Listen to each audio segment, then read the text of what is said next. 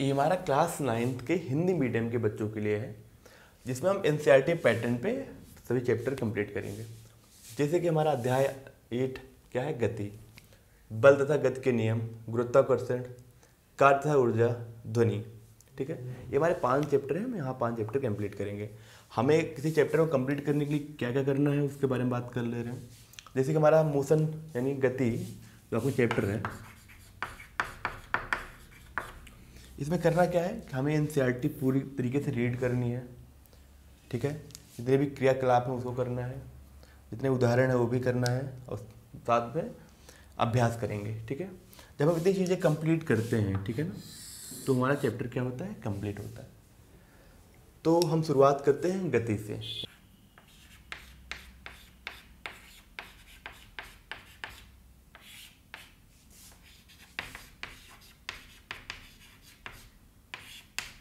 कब हम बोलेंगे कि कोई भी वस्तु जो है गतिमान अवस्था में है, तो चलिए इसको डिफिनेशन से लिखते हैं।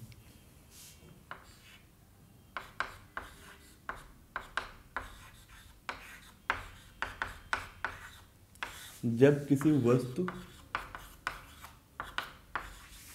की स्थिति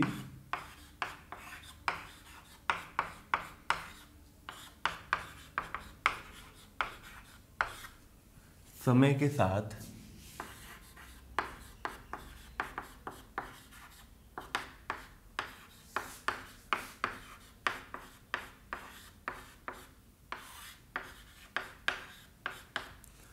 गतिमान अवस्था मतलब है कि जब किसी भी वस्तु की स्थिति समय के साथ क्या हो, परिवर्तित हो। जैसे एक एग्जाम्पल से शुरुआत करते हैं।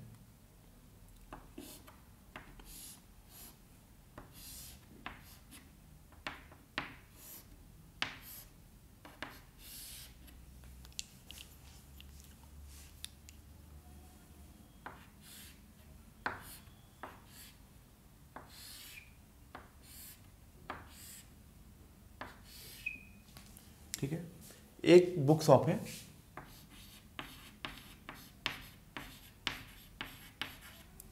जिसपे आपका रेंचो बैठा हुआ है। ठीक है ना, रेंचो मैं एक नाम बस रख रहा हूँ। ठीक है,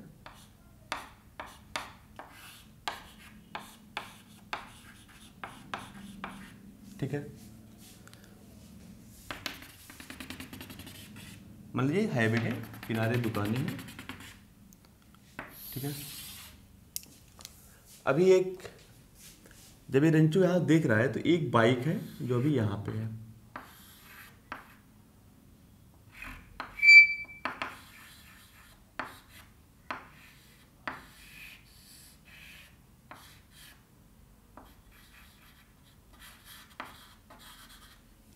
ठीक है,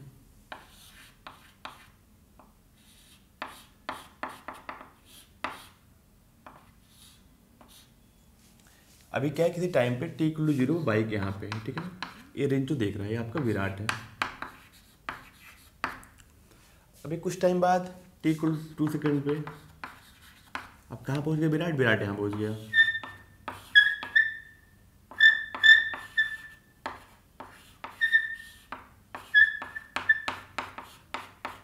ठीक है ना, t=3 सेकेंड बाद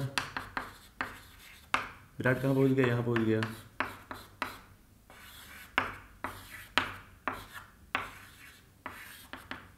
ठीक है, यहाँ पे क्या हो रहा है कि रेंचो के सापेक्ष जो है विराट की पोजीशन क्या हो रही है, चेंज हो रही है, यानी स्थिति क्या हो रही है, टाइम के साथ बदल रही है। तो हम क्या बोलेंगे यहाँ से,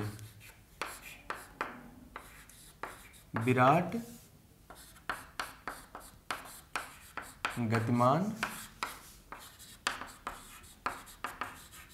अवस्था में है। किसके सापेक्ष, रेंचो के सापेक्ष। देखिए यहाँ पे जो देख रहा है ना, हम लोग उसी के सापेक्ष की बात करेंगे। ठीक है ना, हमें जो ऑब्जर्वेशन कर रहा है उसी के सापेक्ष बात करेंगे। तो यहाँ पे देखो, यहाँ पे रेंचो बैठा हुआ है, पर विराट की पोजीशन क्या है, स्थिति जो है समय के साथ बदल रही है। तो हम लोग क्या बोलेंगे, विराट किसमें है, गतिमान अवस्था में है। ठीक है ना, अब इसके बाद जो है गतिमान अवस्था के बाद हम पढ़ेंगे विरामावस्था।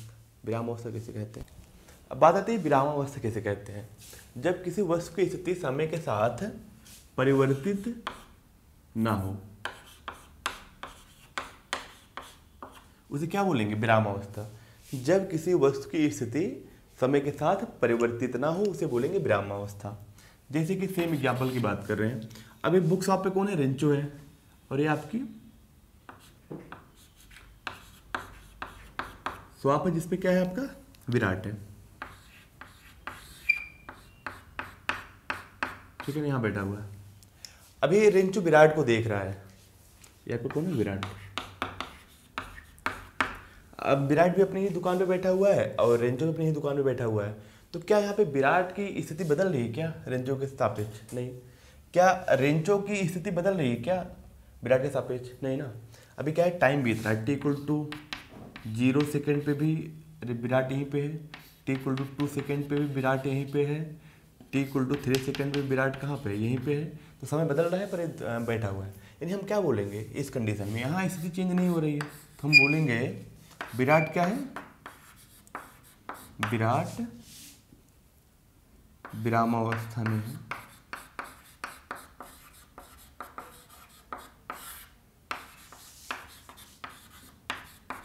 ठीक है ना। अब यहाँ पे साइड में लिख देंगे रेंचो के सापेक्ष, ठीक है ना।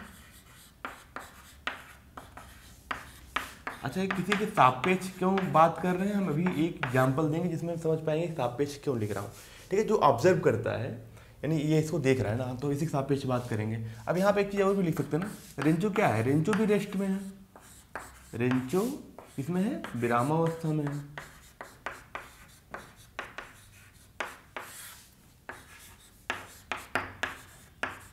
किसके सापेक्ष, विराट के सापेक्ष, ठीक है ना। तो विरामावस्था कब बोलेंगे, जब किसी वस्तु की स्थिति समय के साथ परिवर्तित ना हो उसे बोलेंगे विरामावस्था, ठीक है ना। एक थर्ड एग्जांपल लेंगे जिसमें हम अब एक उदाहरण से हम कई चीजें समझेंगे, ठीक है ना। जैसे कि आपका एक ये हाईवे है, ठीक है, यहाँ पे आपकी रेंचो की शॉप है,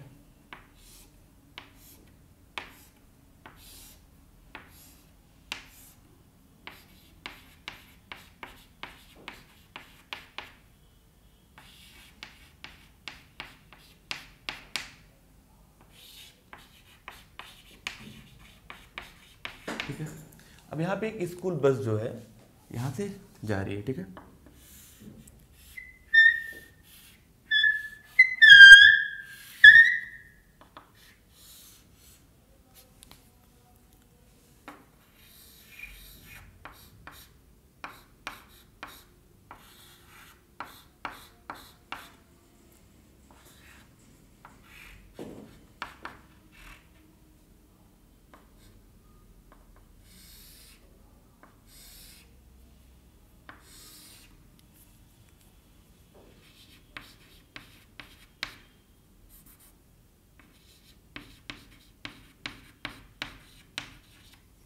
यहाँ पे स्कूल में यहाँ पे खिड़कियों पे 4 बच्चे हैं, ठीक है ना।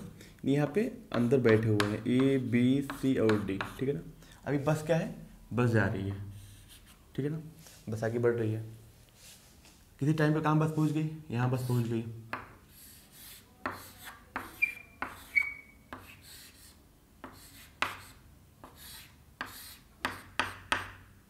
A B C D, ठीक है ना। अब इस प्रॉब्लम को समझने के लिए प्रॉब्लम के इसमें हम कई कॉन्सेप्ट समझेंगे, ठीक है ना। हो क्या रहा है, अगर मैं बोलूँ कि A B C D और बस अभी कहाँ है, रेंचो के सामने यहाँ पे है, कुछ टाइम बाद कहाँ पहुँच गई, यहाँ पहुँच गई, कुछ टाइम बाद और आगे पहुँच जाएंगे, ठीक है ना। तो हम बोल सकते हैं A B C D and बस किस में है, गतिमान अवस्था में है,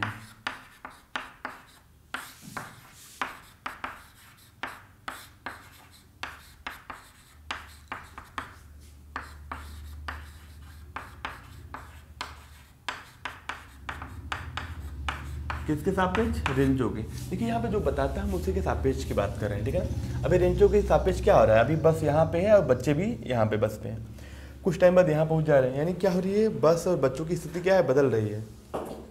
किसके सापेक्ष? रेंचो के सापेक्ष। तो हम बोलेंगे A B C D and बस क्या है, गतिमान अवस्था में है, गतिमान अवस्था ना, ठीक है, गतिमान अवस्था में है रेंचो के सापेक्ष। और एक बात और यहाँ पे ये बताइए, अगर मैं इन आपस में बात करूँ तो क्या हमें बोल सकते हैं बी सी डी विराम अवस्था में है,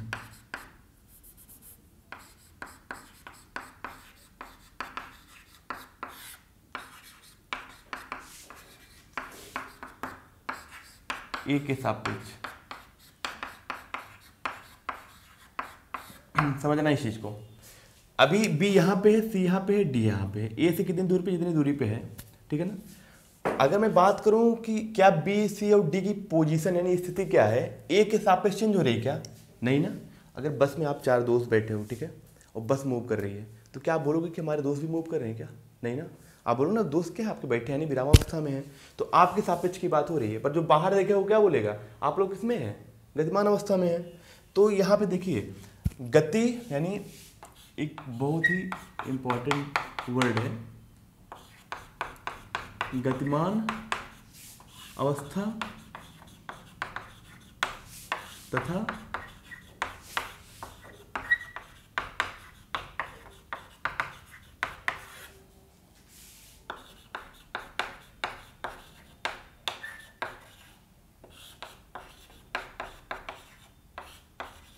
सापेक्षिक शब्द हैं। देखो यहाँ पे क्या है, यहाँ पे ए बी सी डी और बस क्या है, गतिमान अवस्था में। यानी हम बोल सकते हैं ना यहाँ पे बी सी और डी क्या है, गतिमान अवस्था में। किसके सापेक्ष? रेंचो के सापेक्ष। यही बी सी डी क्या है, विरामावस्था में। किसके सापेक्ष? ए के सापेक्ष। तो यहाँ पे सापेक्ष के ही का महत्व है, ठीक है ना। अब इसके बाद अगर मैं ये भी बोल सकता हूँ ए क्या है, ए है विरामावस्था में है, अवस्था में है। किसके सापेक्ष? बी सी डी के सापेक्ष। क्योंकि बी सी डी जब देखेंगे ए को तो क्या उसकी पोजीशन यानी इससे बदल रही है क्या? नहीं बदल रही है। तो हम क्या बोलेंगे, ए क्या है विरामावस्था में है। किसके सापेक्ष? बी सी डी के सापेक्ष। पर ए क्या है, ए गतिमान अवस्था में है। किसके सापेक्ष? रेंचो के सापेक्ष। यहाँ लिख सकते हैं ना, ए क्या है, ए गतिमान अवस्था में है,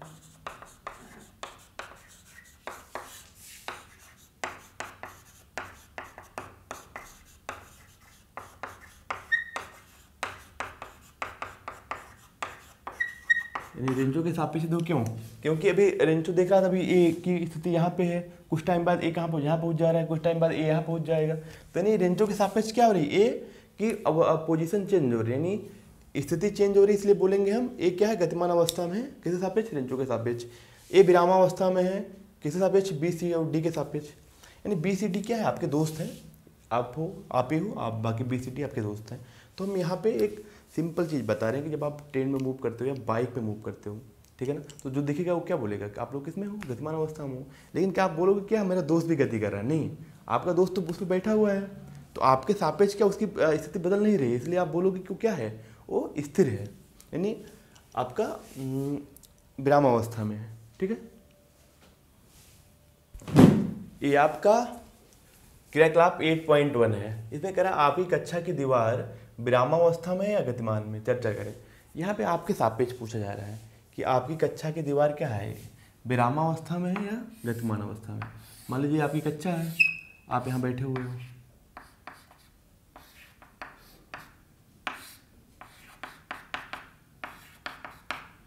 वही आप लोग ए बी सी डी, ठीक है ना। अब क्या ये बताओ, क्या आपके सापेक्ष दीवार की स्थिति बदल रही है क्या? अभी यहाँ पे कुछ टाइम बाद यहाँ पहुँच जा रही है, ऐसा तो नहीं हो रहा है ना। तो हम क्या बोलेंगे कि आपके सापेक्ष क्या है, आपकी कक्षा की दीवार क्या है, विरामावस्था में। तो आपका आंसर क्या हो जाएगा, विरामावस्था। ठीक है ना। अब यहाँ पे एक और चीज़ समझा दे रहा हूँ, ठीक है ना। चलिए जैसे कि ये अलग क्वेश्चन है, ठीक है ना। आप ये क्या है, आपका अर्थ है और आपकी कक्षा यहाँ पे है, ठीक है ना, और आप लोग ऐसे बैठे हुए हो, ठीक है। अभी और हम देख रहे हैं आपका दोस्त एक रेंचो, मीन्स वही बुक्स ऑफ वाला रेंचो यहाँ पे है, मून पे है, ठीक है, वो यहाँ से देख रहा है आप लोगों को टेलीस्कोप से, ठीक है। अभी आपको पता है कि अर्थ क्या होती है, रोटेट होती है। तो यानी अभी टी इक्वल टू किस टाइम पे मान लो यहाँ पे 0 पे हो, कुछ टाइम बाद आप लोग कहाँ पहुँच जाओगे, आप लोग यहाँ पहुँच जाओगे, यानी आपकी अर्थ रोटेट कर जाएगी ना। तो अभी ये कुछ टाइम बाद यहाँ पहुँच जाओगे, कुछ टाइम बाद कहाँ पहुँच जाओगे, यहाँ पहुँच जाओगे, क्योंकि अर्थ तो रोटेट करेगी। तो क्या वो रेंजो क्या बोलेगा कि